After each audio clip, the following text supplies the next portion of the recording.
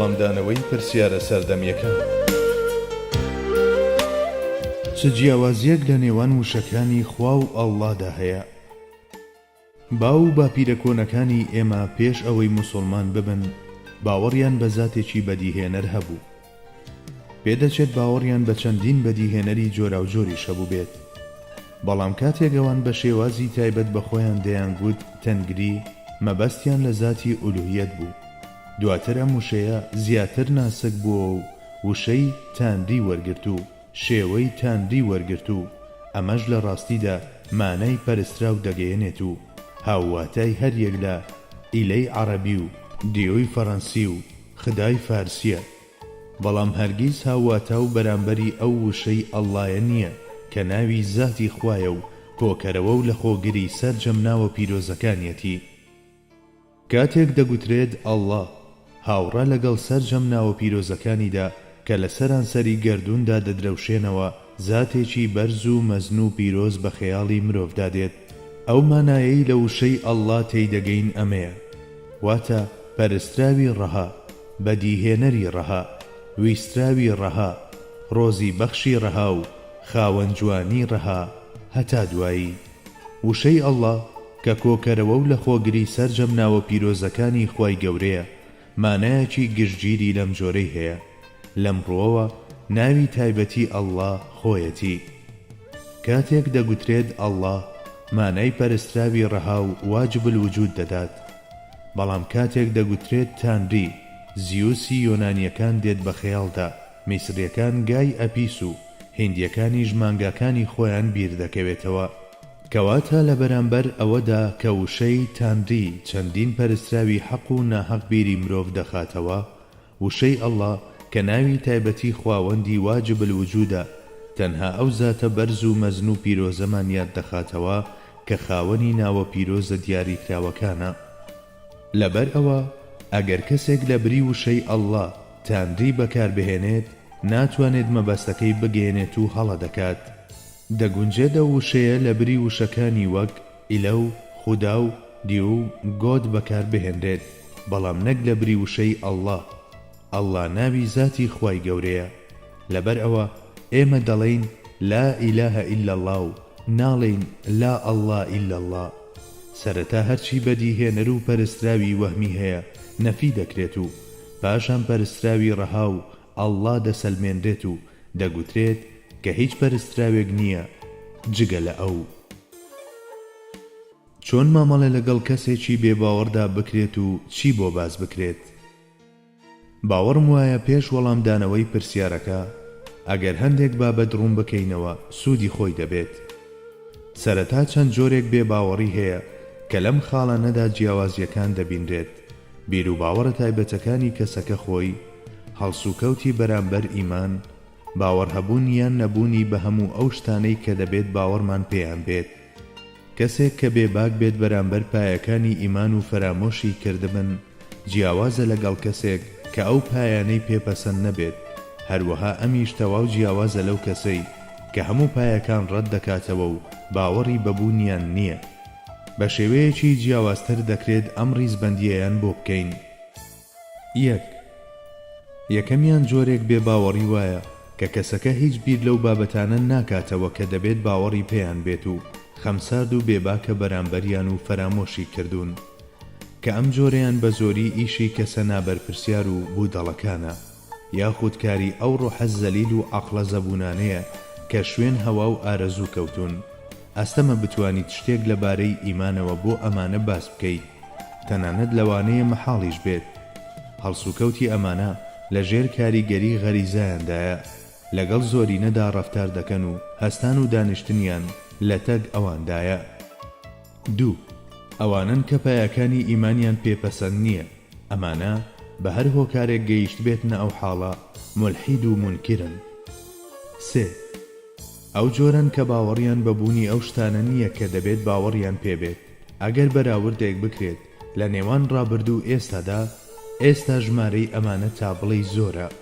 ئەو بێباوەڕانەی کە لە دوو خاڵی کۆتاییدا پۆلێنمان کردن دەکرێت دابەش بکرێنەوە بەسەر دوو جۆری دیکەدا. ئەلف ئەوانەی باوەڕیان بە هیچ شتێکی میتافیزیکی نییە و لە نێو مادەدا بۆ هەموو شتێک دەگەڕێن. بە ئەوانەی باوەڕیان بە هەندێک لە ڕووداوە میتافیزیکی و پاراسایکۆلۆژیەکان هەیە. بێباوەڕی لەمڕۆدا دیارترین سیفەتی ئادەمیزادی دڕندەیە و لەم سەدەیەشدا یەکێکە لە هۆکارەکانی قەیرانی دەرونی گەنجەکان.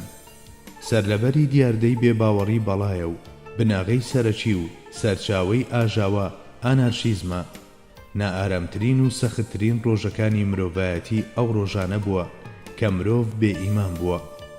ئەفەندیە سەرازاکانی ڕێنیسانس و سەرسەریەکانی شۆڕشی فەڕەنسی بوونە یەکەم دەستەکە لە ئاستی چینەکانی کۆمەڵگادا نوێنەرایەتی بێباوەڕیان کرد و بڵاویان کردەوە.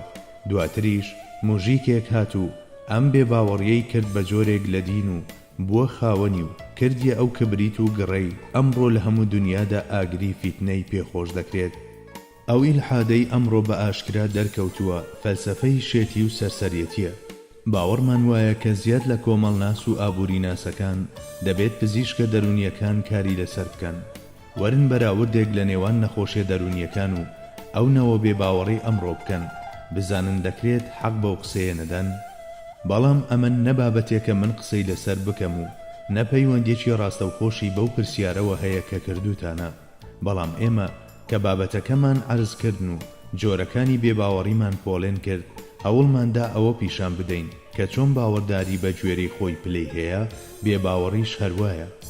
بۆیە دەمانەوێت سەرنجتان بۆ ئەوە ڕابکێشین کە جۆرە جیاوازەکانی بێباوەڕی دەبێت مامەڵەی جیاوازیان لەگەڵ بکرێت.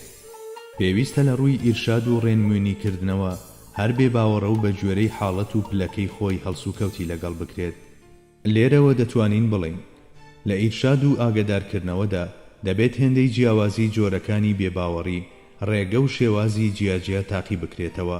بۆ ئەوەی کەسێک ڕێنوێنیەکی باشی کەسێکی بێباوەڕ بکات، دەبێت پێشتر ئەوەی دەستنیشان کردبێت کە کەسی بەرامبەر چ جۆرە بێباوەڕێکە، تاکو هەندێک دەستەواژە و دەربڕینی ناپێویست بەکار نەهێنێت. ئەگەر ئەم بەشەی کارەکە بە لێهاتوویەکی حەکیمانە بەڕێوە چوو، ئیدی تا ڕادەیەک دەکرێت دیاری بکرێت کە چۆن و چ شتێک پێویستە بگوترێت.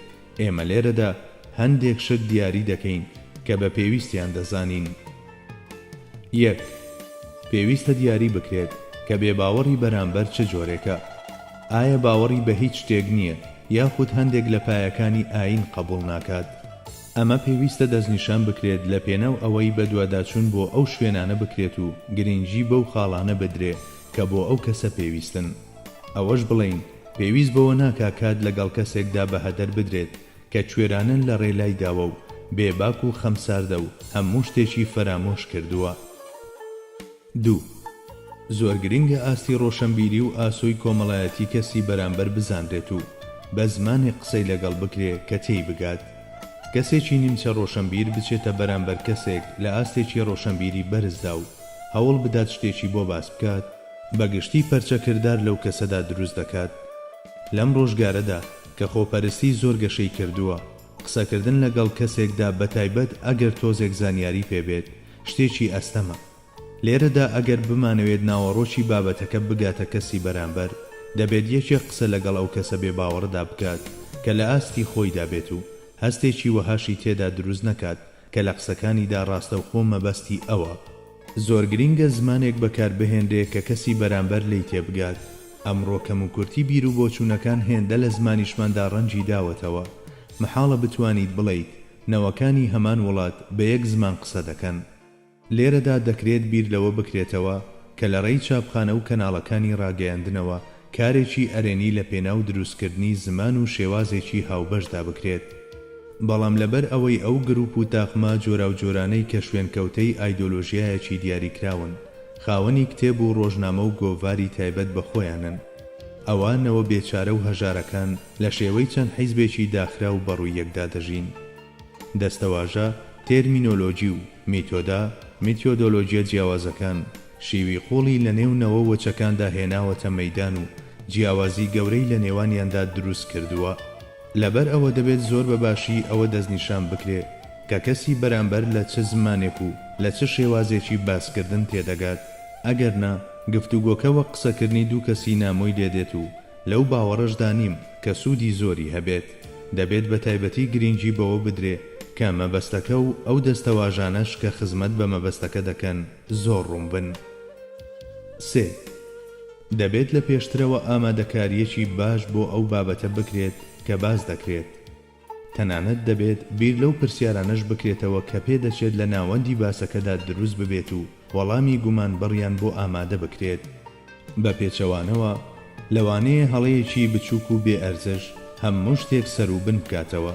ئیدی لێرەوە ئەو حەقیقەتە مەزنانەی کە بەهۆی نەزانی و نەشارەزایی ئێمەوە سیس و بێڕەنگ دەردەکەون لە بەرچاوی کەسی بەرامبەر بچووک دەبنەوە و بێ ئەرزش و خامۆش دەبن.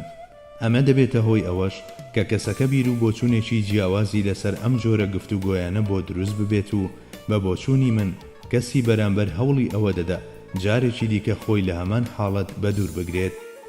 کەسێک کە دەبێت بە هۆکاری حاڵەتێکی لەم شێوەیە هەرچەندە نیەتێکی باشیشی هەبێت بەڵام تاوانەکەی تاوانێکی گەورەیە، مەگەر خوا خۆی بزانێت تا ئێستا چەند گەنج لە داخی ئەم کۆلکە ڕێنوێنی کارانە بوونەتە مولحید. قەدیمی دەیانگوت کۆلکە مەلا خەڵک لە دین دەکا و کۆلکە دکتۆریش خەڵک لە گیانی دەکا. خۆ لە ڕاستیدا زیانی کۆلکە مەلاکە گەورەترە، چونکە هەڵەی پزیشک هەڕەشەیە بۆ سەرژیانێکی کورتی بڕاوەی مادی کەسەکە، بەڵام نەزانینی ڕێنوێنی کار دەبێتە هۆی تێکدانی ژیانی دوور و درێژ و ئەبەدی ئەولایی.